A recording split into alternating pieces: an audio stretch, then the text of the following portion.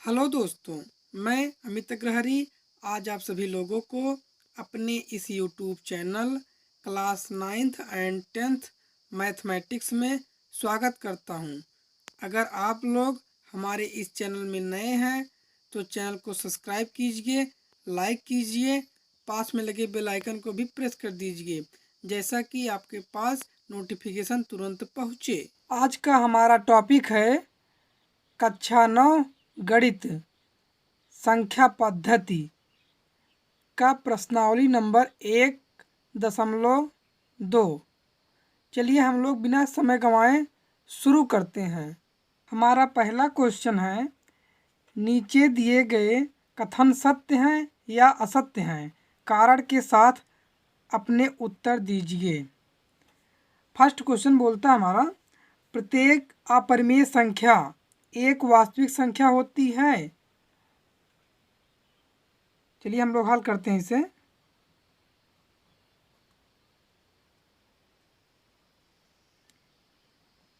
सत्य। हम लोग प्रश्नावली 1.1 में पढ़े हैं कि वास्तविक संख्या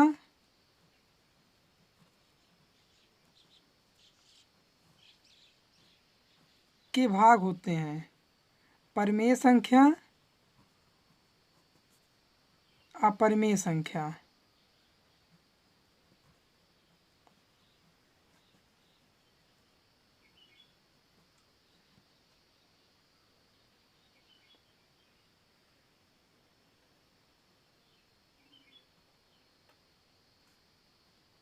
अतः वास्तविक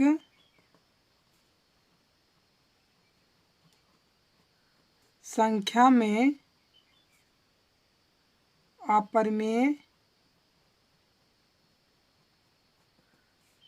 संख्या होती है।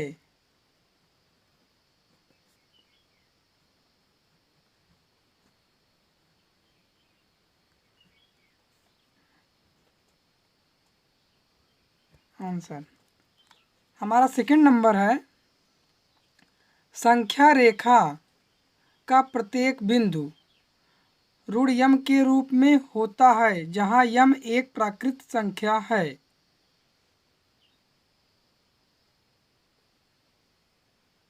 चलिए हम लोग हल करते हैं इसे। यह असत्य होगा। कैसे, हम लोग समझते हैं।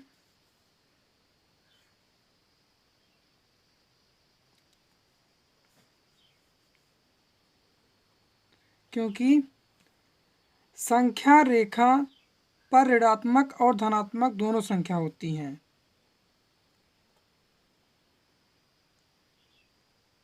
संख्या रेखा पर ऋणात्मक और धनात्मक दोनों संख्या होती हैं।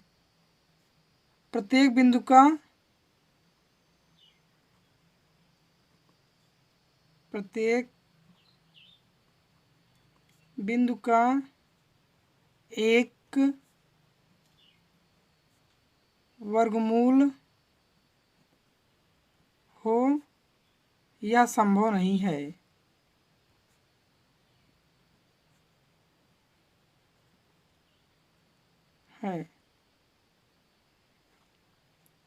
संख्या रेखा हमारी यही होती है।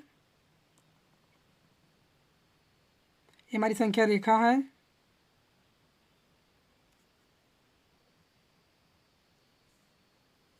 यहाँ पर हमारा 0 होता है, यहाँ पर 1, यहाँ पर 2, यहाँ पर 3, यहाँ पर -1, यहाँ पर -2, यहाँ पर -3। हमारा थर्ड नंबर का क्वेश्चन है, प्रत्येक वास्तविक संख्या एक अपरिमेय संख्या होती है।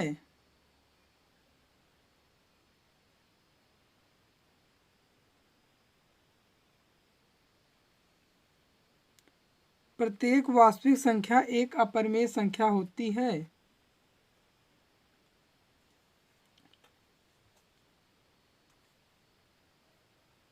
हल करते हैं हम लोग। नहीं यानी असत्य, यानी असत्य।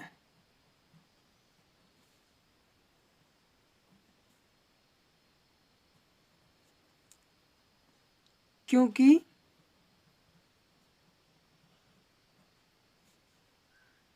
वास्तविक संख्या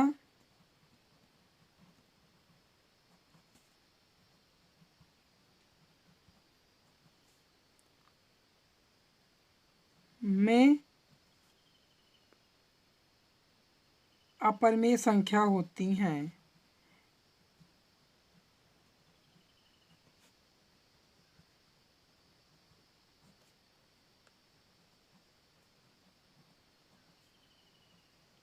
फर्स्ट नंबर की से ये थोड़ा उल्टा कर दिए इसे, और इसमें कुछ है नहीं।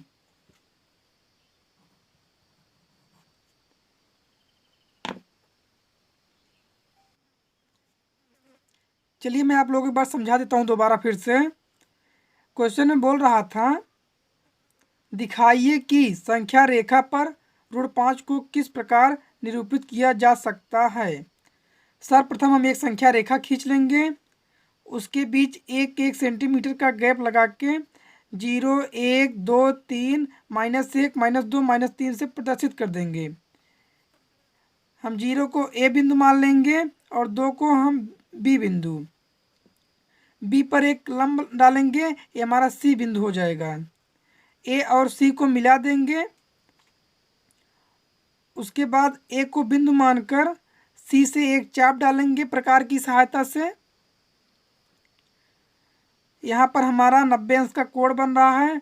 यहाँ पर पाइथागोरस प्रमेय का तब सूत्र लग जाएगा। पाइथागोरस प्रमेय का सूत्र होता है कर्ण का वर्ग आधार के दोनों भुजाओं के बराबर होता है, यानी आधार का वर्ग प्लस लंब का वर्ग के बराबर होता है। AC यानी AC हमारी कर्ण है, AC का वर्ग, उसके बाद AB यानी आधार का वर्ग प्लस BC यानी लंब का वर्ग। AC इस पर से वर्ग हट जाएगा तो इधर आ जाएगा, ऋण में आ जाएगा। AB हमारा 2 है, 2 दूना 4। BC हमारा 1 है, 1 का गुना करेंगे तो 1 ही होगा, 1 का वर्ग करेंगे तो 1 ही होगा, 1। यानी AC ऋण में 4 + 1 यानी बराबर 5। यही हमारा आंसर आ गया।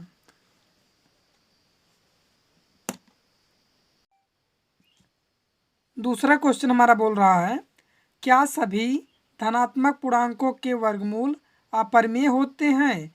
यदि नहीं तो एक ऐसी संख्या के वर्गमूल का उदाहरण दीजिए जो परिमेय संख्या है। नहीं, सभी धनात्मक पूर्णांकों के वर्गमूल अपरिमेय नहीं होते। चलिए उदाहरण से हम समझ लेते हैं। एक पूर्णांक ले लेते हैं, इसमें ऋण 1 यह भी पूर्णांक है, इसका वर्गमूल 1 होगा। ऋण 4 यह भी पूर्णांक है, इसका वर्गमूल 2 होगा। ऋण 9 यह भी पूर्णांक है, इसका वर्गमूल 3 होगा। जो हमारा ऋण 4 है यह एक, इसका वर्गमूल करने पर धनात्मक संख्या प्राप्त हो रही है, अतः यह परिमेय संख्या है। इस वजह से हम कह सकते हैं कि सभी धनात्मक पूर्णांक के वर्गमूल अपरिमेय नहीं होते। यही हमारा आंसर है। हमारा तीसरा नंबर का क्वेश्चन है, दिखाइए कि संख्या रेखा पर ऋण 5 को किस प्रकार निरूपित किया जाता है। चलिए हम लोग हल करते हैं।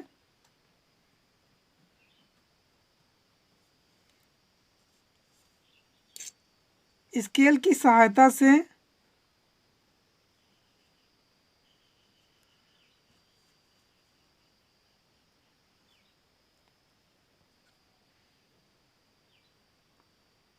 हम एक संख्या रेखा बनाएंगे और 1-1 सेंटीमीटर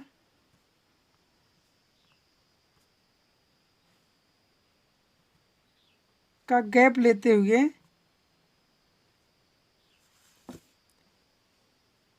ये हमारा 0 है, ये हमारा 1 है, ये हमारा 2 है, ये हमारा 3 है,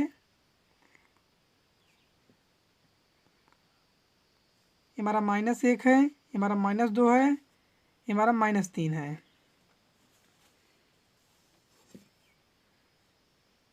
इसको हम O मान लेते हैं।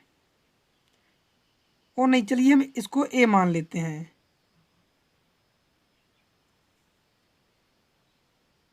ये हमारा A है।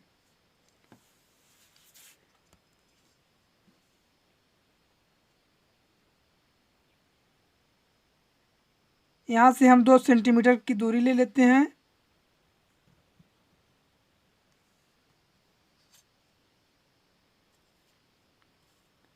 इस पर 1 सेंटीमीटर की रेखा खींच के हम इसे लंब के रूप में मान लेते हैं।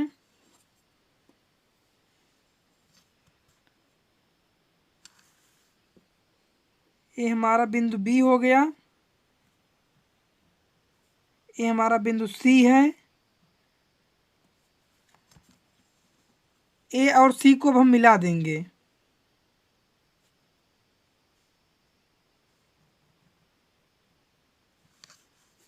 A और C को हम मिला देंगे।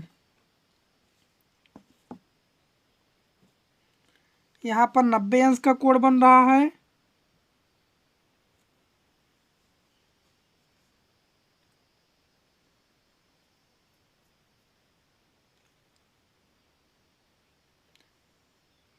अब हम प्रकार की सहायता से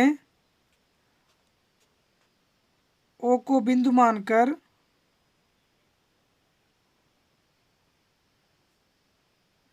हम प्रकार की सहायता से A को बिंदु मानकर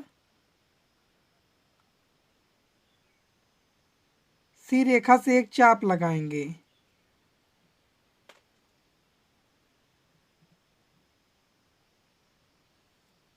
C रेखा पर एक चाप लगाएंगे।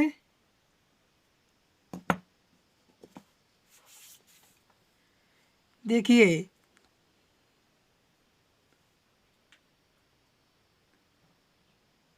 यहाँ से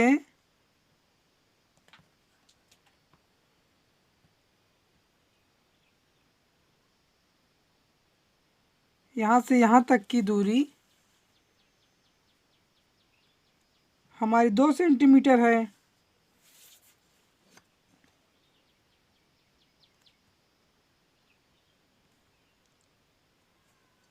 और यहाँ से बिंदु B की दूरी और C की दूरी 1 सेंटीमीटर है। यहाँ पर हमारा सूत्र लग जाएगा पाइथागोरस प्रमेय का।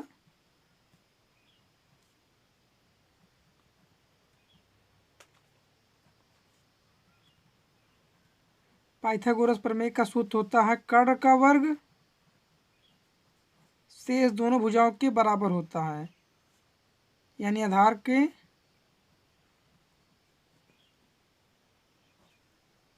प्लस लंब का वर्ग। कर्ण हमारा AC है, AC का वर्ग इक्वल टू आधार हमारा AB है, AB का वर्ग प्लस लंब हमारा BC है, BC का वर्ग। इधर हम AC लिख देंगे, यहाँ पर ऋण लगा देंगे। AC जो इसका घन है इधर जाएगा तो ऋण में आ जाएगा, यानी AB का मान कितना हमारा 2 सेंटीमीटर, तो 2 का वर्ग प्लस BC हमारा कितना है 1, तो 1 का वर्ग।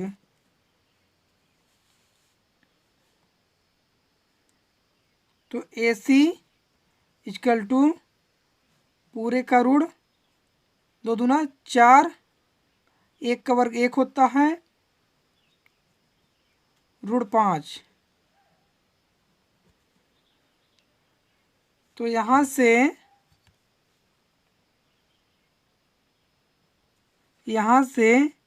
यहाँ की दूरी, यहाँ से हम लंब लिए हैं, यहाँ की दूरी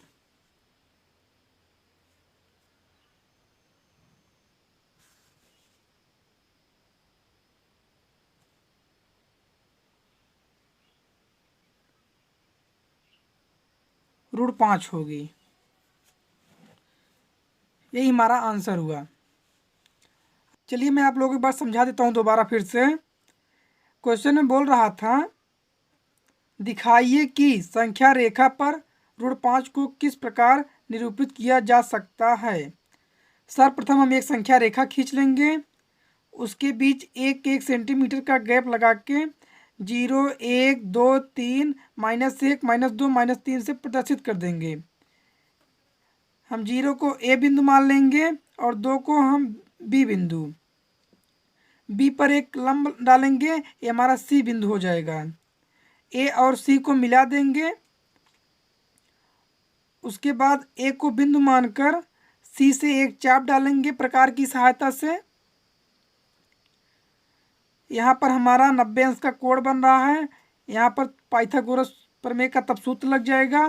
पाइथागोरस प्रमेय का सूत्र होता है कर्ण का वर्ग आधार के दोनों भुजाओं के बराबर होता है, यानी आधार का वर्ग प्लस लंब का वर्ग के बराबर होता है। AC यानी AC हमारी कर्ण है, AC का वर्ग, उसके बाद AB यानी आधार का वर्ग प्लस BC यानी लंब का वर्ग। AC इस पर से वर्ग हट जाएगा तो इधर आ जाएगा, ऋण में आ जाएगा। AB हमारा 2 है, 2 दूना 4।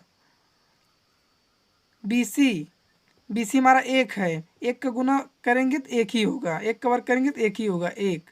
यानी AC ऋण में 4 + 1 यानी बराबर 5। यही हमारा आंसर आ गया। हमारा चौथा नंबर का क्वेश्चन है, वर्गमूल सर्पिल की रचना।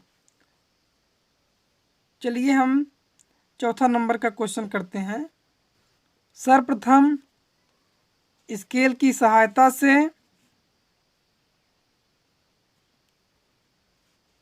हम 1 सेंटीमीटर की रेखा खींचेंगे।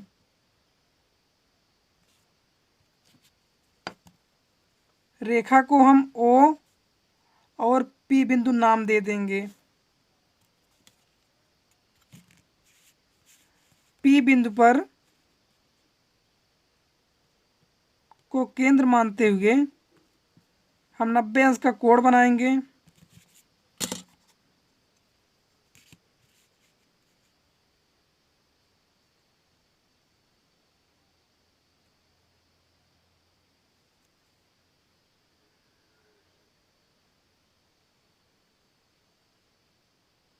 P को P1 बिंदु से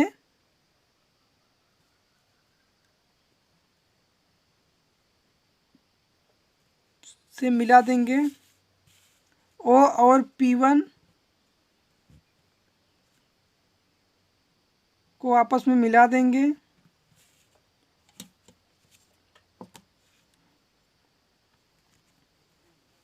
अब P1 बिंदु को केंद्र मानते हुए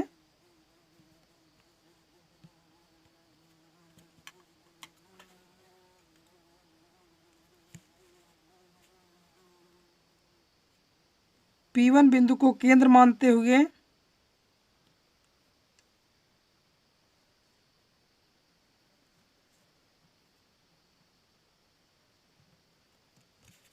नब्बे अंश का कोण बनाएंगे।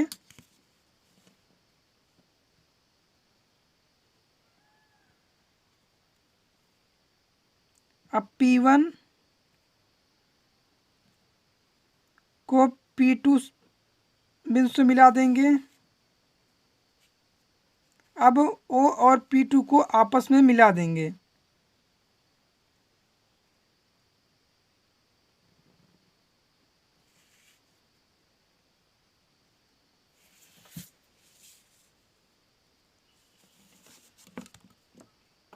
P2 को केंद्र मानते हुए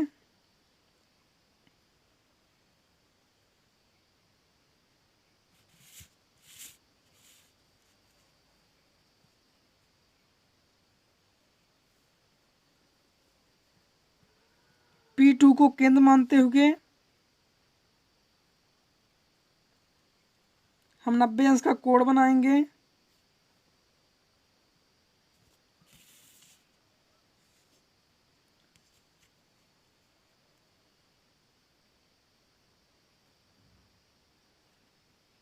अब P2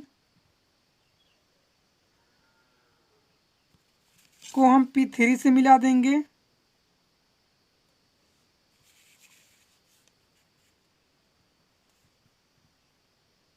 O और P3 को आपस में मिला देंगे।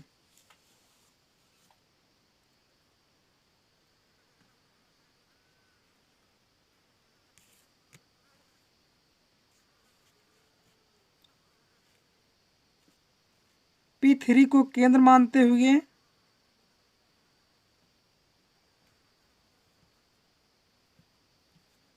हम 90 अंश का कोण बनाएंगे।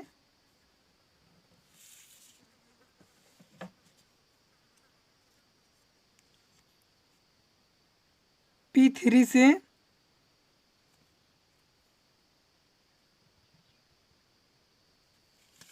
हम P4 को मिला देंगे। P4 को हम बिंदु O से मिला देंगे। उसी प्रकार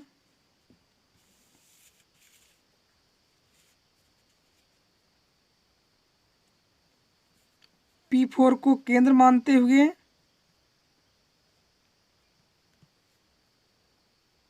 हम 90 अंश का एक कोण बनाएंगे।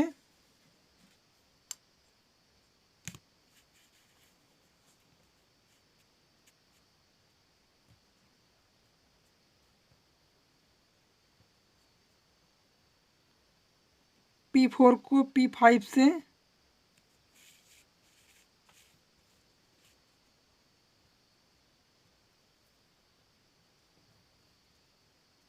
आपस में मिला देंगे।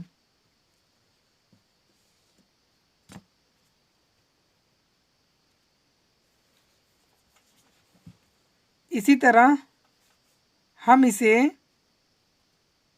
P14 तक आसानी से बना सकते हैं।